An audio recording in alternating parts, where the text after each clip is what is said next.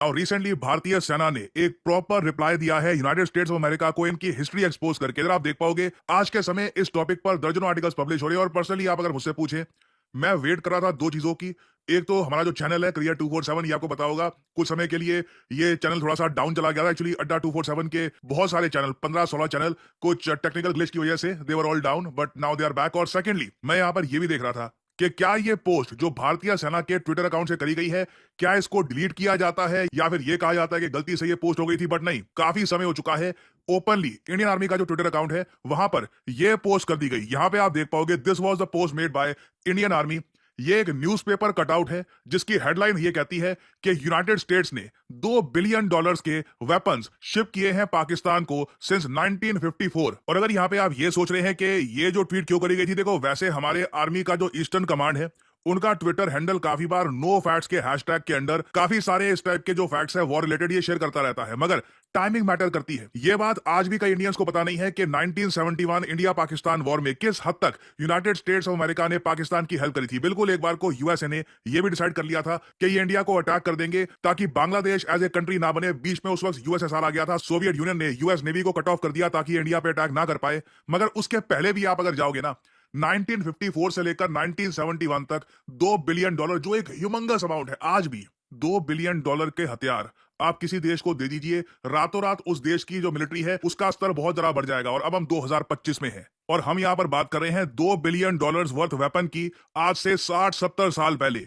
उस वक्त यूएसए ने पाकिस्तान को टैंक्स, फाइटर जेट्स, दुनिया भर की आर्टिलरी ये सब पकड़ा दिए थे और पाकिस्तान ने यही वेपन्स यूज किए थे अगेंस्ट इंडिया। और अगर यहाँ पे आप लोग सोच रहे हैं कि ठीक है ये हमने कटिंग ये पोस्ट कर दी, मगर इसका इंपैक्ट क्या हुआ, क्या अमेरिकन समझ पाएंगे कि इंडियन आर्मी क्या मैसेज सेंड कर रही है उनको, मैं आपको बता दूं अमेरिकन तक मैसेज पहुंच गया है। जब हमारे देश की सीधा आर्मी अगेन ये सब किया गया है हैशटैग नो फैक्ट्स के अंडर, उसके अंडर आप देखोगे इसी हैशटैग में इंडियन आर्मी ने बहुत सारी पोस्ट करी है regarding 1971 India Pakistan war, Pakistan ने कैसे सरेंडर किया था, क्या क्या हुआ था। बट ये जो यूएस स्पेसिफिक पोस्ट है ना, अमेरिकन समझ चुके हैं और डोनाल्ड ट्रंप को कई अमेरिकन सेनेटर्स ने समझाना भी शुरू कर दिया है कि जिस रास्ते पर तुम यूएसए को लेकर जा रहे हो ऐसा ना हो जाए कि कई दशकों की मेहनत इस सब में बर्बाद हो जाए। इधर आप देख पाओगे निकी हेली डोनाल्ड ट्रंप की जो रिपब्लिकन पार्टी है वहां पर एक दिग्गज लीडर है। ये काफी बार यूएसए को रिप्रेजेंट भी कर चुकी है यूनाइटेड नेशंस में और कई और इंपॉर्टेंट पोजीशंस पे ये बैठ चुकी है इन द यूएस गवर्नमेंट। इन्होंने रिसेंटली ट्रंप को एक डायरेक्ट वार्निंग दी कि देखो मानती हूं कि इंडिया को रशिया से ऑयल परचेज नहीं करना चाहिए। इस मामले में तो जो अमेरिकन इंटरेस्ट है, चाहे डेमोक्रेट और रिपब्लिकन हो, सब लोग एक ही बात बोलेंगे। मगर चाइना एक एडवर्सरी है और नंबर 1 बायर है रशियन ऑयल का और साथ ही साथ ईरानियन ऑयल का। तुम चाइना को तो 90 डे टैरिफ पॉज दे देते हो कि 90 दिन तक कोई चाइना पर प्रेशर नहीं डालेगा, वेरस इंडिया पर आप इतना ज्यादा प्रेशर डाल रहे हो। इंडिया जैसे इंपॉर्टेंट स्ट्रॉन्ग एलाई, ये वर्ड इन्होंने यहां पर यूज किए हैं। इंडिया एक ना सिर्फ एक एलाई है, एक एलाई होता है एक जियोपॉलिटिकल टर्म्स में मित्र मुल्क देश जो आपके साथ खड़ा रहे। India is a strong ally, एक ताकतवर एलाई है। उनके साथ जो रिलेशनशिप है यूएसए का, इस तरीके से इसको जला मत दो, इससे यूएसए का लॉन्ग टर्म में लॉस होगा। और ये आई थिंक हम एक पहला एग्जांपल देख रहे हैं जब famous American politicians Donald Trump को ओपनली कह रहे हैं कि यूएस फॉरेन पॉलिसी को किस दिशा में लेकर जा रहे हो। चाइना को पास दे दिया है कि चाइना जो मर्जी करना है करे और इंडिया जो एक क्वाड मेंबर है उनके साथ रिलेशन खराब कर रहे हो। और यहां पे मुझको ये भी ऐड करना पड़ेगा, ऐसा नहीं है कि बाकी जो क्वाड मेंबर्स हैं वो भी इस वक्त खुश है। आप ऑस्ट्रेलिया देखो, ऑस्ट्रेलिया भी इस वक्त यूएसए से काफी गुस्सा है। इधर आप देख पाओगे article United state study centre का, ये वैसे ऑस्ट्रेलियन मीडिया ने भी काफी कवर किया है। यूएसए के कुछ ऑफिशियल्स थे, इनको ऑस्ट्रेलिया के साथ डिफेंस के इशू को लेकर बातचीत करनी थी।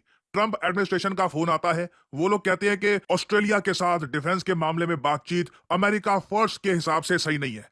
अब अमेरिका फर्स्ट के हिसाब से सही नहीं है, सारी मीटिंग कैंसिल हो गई। और ऑस्ट्रेलिया आप देखोगे उनके जर्नलिस्ट आज के समय व्हाइट हाउस के कॉरेस्पोंडेंट से पूछ रहे हैं कि हमारा पीएम आपके प्रेसिडेंट से बात तक नहीं कर पा रहा, क्या यह तरीका होता है एक एलाई के साथ डील करने का। तो अगेन जो आज के समय ट्रंप कर रहे हैं it will damage India US relations a lot. Recently एक चाइना के जियोपॉलिटिकल एक्सपर्ट ने यह भी कहा है कि जो यूएसए ने जापान के साथ किया था एक टाइम पर कंटेनमेंट स्ट्रेटजी के अंडर, सेम काम भारत के साथ होगा। बाय द वे वैसे इस टॉपिक पर आप अगर एक डेडिकेटेड वीडियो चाहते हैं तो मुझे बताइएगा, बहुत इंटरेस्टिंग टॉपिक है। इसमें अलग से अगर हम जाएंगे ना, आपको एक जियोपॉलिटिकल कंटेक्स्ट का एक नया एस्पेक्ट पता लगेगा कि यूएस किस तरीके से अपने friends, quote and quote friends, allies, उनको भी काफी बार चेक में रखता है ताकि वो हमेशा यूएसए के नीचे रहे, कभी जियोपॉलिटिकली यूएसए के इंटरेस्ट के आगे उनके इंटरेस्ट ना जाए। अब क्वेश्चन यहाँ पर ये आता है कि जो काम यूएसए ने जापान के साथ कर दिया था, क्या वही ये इंडिया के साथ कर पाएंगे? बाय द वे, वैसे मैं आपको ये बता दूं, भारत के national security adviser Ajit Doval ये ऑलरेडी इस वक्त रशिया पहुंच चुके हैं। मैंने इस पर वीडियो बनाई थी कि जयशंकर साहब, डोभाल साहब, ये दोनों जाएंगे रशिया में। और यहाँ पे आप देख पाओगे ट्रंप की जो ये ट्वीट थी ना कि इंडिया बहुत सारा ऑयल परचेज कर रहा है रशिया से और यूक्रेन में लोग मर रहे हैं, उनकी इनको कोई परवाह नहीं है और इस वजह से मैं भारत पे जो टैरिफ लगाए हैं ये और ज्यादा बढ़ा दूंगा। इसको लेकर ट्रंप ने अभी तक फॉर द टाइम बीइंग कोई कार्रवाई करी नहीं है। इन्होंने कहा था कि 24 घंटे में, बाद में इनकी वीडियो सामने आई थी कि इन 24 hours I will hit India with additional tariffs. वो टैरिफ्स अभी तक लगे नहीं है। ये इधर यहाँ पे आप लोग सुन पाओगे, ये ट्रंप की आवाज है। With India, what people don't like to say about India, they're the highest tariff nation. They have the highest tariff of anybody. We do very, very little business with India because their tariffs are so high. So India has not been a good trading partner because they do a lot of business with us, but we don't do business with them. So we settled on 25%, but I think I'm going to raise that very substantially over the next 24 hours because they're buying Russian oil, they're fueling the war machine, and if they're going to do that, then I'm not going to be happy. Okay, so he is not going to be happy. ये Trump ने बात बोल दी है, but मुझे लगता नहीं है कि ज्यादा स्कोप यहां पर है ट्रंप के पास ये टैरिफ बढ़ाने का। और अगेन मैं यहां पर यही बोलूंगा, असली क्वेश्चन यही है यहाँ पर कि क्या ट्रंप फार्मास्यूटिकल जो एक्सपोर्ट्स हैं इंडिया के टू द यूएस, जो दवाइयां भारत में बनती हैं यूएसए में बेची जाती हैं, क्या उन पर टैरिफ लगाते हैं या नहीं लगाते? That will be a huge question. और अभी आने वाले समय में देखिए ट्रंप के डिसीजंस, इनकी ट्वीट्स बिल्कुल भारत को इंपैक्ट करने वाली है। But at the same time I believe India ने जो सडनली ये विजिट का मूव चला है, जो डोभाल साहब गए हैं रशिया में, आई थिंक वहां पर भी आप अगर देखोगे एक बड़ी अनाउंसमेंट आ सकती है रिगार्डिंग इंडिया रशिया रिलेशंस, क्योंकि दोनों कंट्रीज को ही टारगेट किया जा रहा है। आपको ध्यान रखना होगा, ट्रंप स्पेसिफिकली सिर्फ इंडिया को टारगेट नहीं कर रहे, he is targeting both India and Russia. अब इसमें क्या दोनों कंट्रीज अलग हो जाएंगे या फिर दोनों की पार्टनरशिप और बढ़ने वाली है, यह देखना होगा। This will be very interesting to see. कुछ अपडेट्स आती हैं तो मैं आपके लिए अपडेटेड वीडियोस लाता रहूंगा।